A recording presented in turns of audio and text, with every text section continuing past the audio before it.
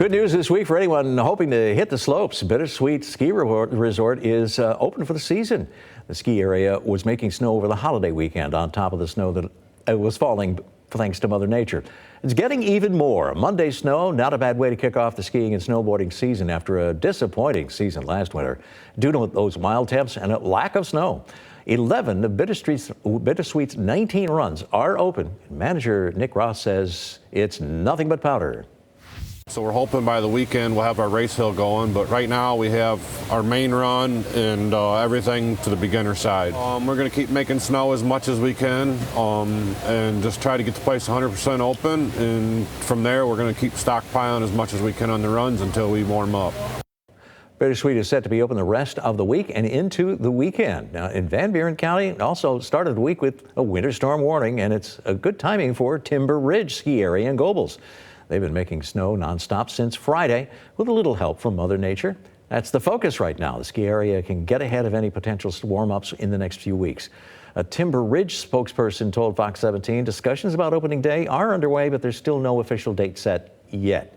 However, we're told the hope is to open for the season within a week or two. Meanwhile, in Kent County, there's Cannonsburg ski area, and they say on their website that they plan to open on December 14th. The ski area staff posted this video on Facebook on Friday showing crews hard at work making snow on Thanksgiving Day. Cannonsburg's hoping for what they might hope for the longest and snowiest winter. After last winter and even the winter before that, hardly any time. I mean, it's like they'd open and it would be all slush. Exactly. Well, and here's the thing. This will be one of those winter seasons where, you know, you heard during the summer season, we have this weather thing. We say, make hay while the sun shines. Yes. You should ski while it's cold. Yes. And we've got snow because unfortunately we've got two enemies of snow coming our way next week. Temperature? Warming up, yeah, and some rain. Oh. So that would not be good, but that's day 7 of our Super 7-day forecast. Really, you have to live one day at a time when you're a skier. One day at a time, yes, and if you can get a day off and the conditions are great, you might as well do it today. In fact, a great day to head out to Bittersweet because we've got a snow band that is parked right over Van Buren County this morning. Right. So not only are they fired up those snow guns, Mother Nature is helping out this morning. Downtown Grand Rapids pavement is generally just wet on area roadways, and as we take you to downtown Holland, this is such a pretty scene this time of the year. Again, fairly quiet conditions. The snow band has shifted south. In fact, southwestern sections, extreme southwestern Allegan County into the heart of Van Buren County, heading over toward Kalamazoo. The pinks indicate the winter storm warning that's been extended until 10 o'clock this morning. The winter weather advisory from Muskegon County northward is set to expire at 7 o'clock this morning. And there's a brand new winter storm watch out across northern lower Michigan and portions of the UP. That's for the next Clipper system, which is going to energize some snow showers later tonight into the early part of the day tomorrow. Here is a look at the future track and what we're expecting for today. Again, through 9 o'clock this morning, those snow showers primarily hugging the lakeshore communities.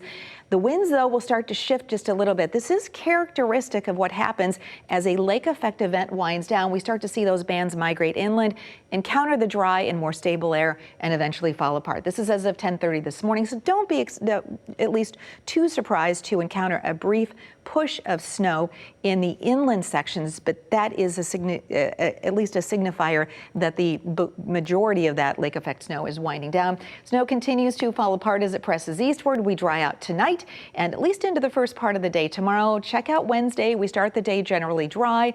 As we move through the course of the day, here we go. Tomorrow, afternoon's commute could become quite tricky as the next Clipper system comes into play. This is a very active stretch of weather for the next 24 to 36 hours. By daybreak Thursday, it does become a lake effect event once again, but temperatures will be sharply colder. High temperatures, in fact, only in the 20s as we head through the day on Thursday. Today we're in the 20s this morning, low 30s along the lakeshore. The upper level steering winds once again continuing to show that really sharply colder core of air off to our northwest. This is what comes into play and energizes that weather for later Wednesday into the day Thursday. Thursday, the core of the coldest air overhead, but it does start to retreat very quickly.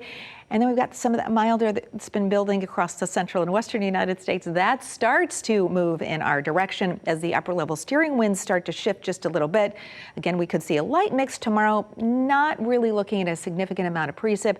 And by the time that wave comes in for the evening commute, that is going to be just snow for us. By Thursday, Friday, Saturday, you can see those precip chances really start to diminish. We don't like to see green this time of the year because that comes along with that warmer air.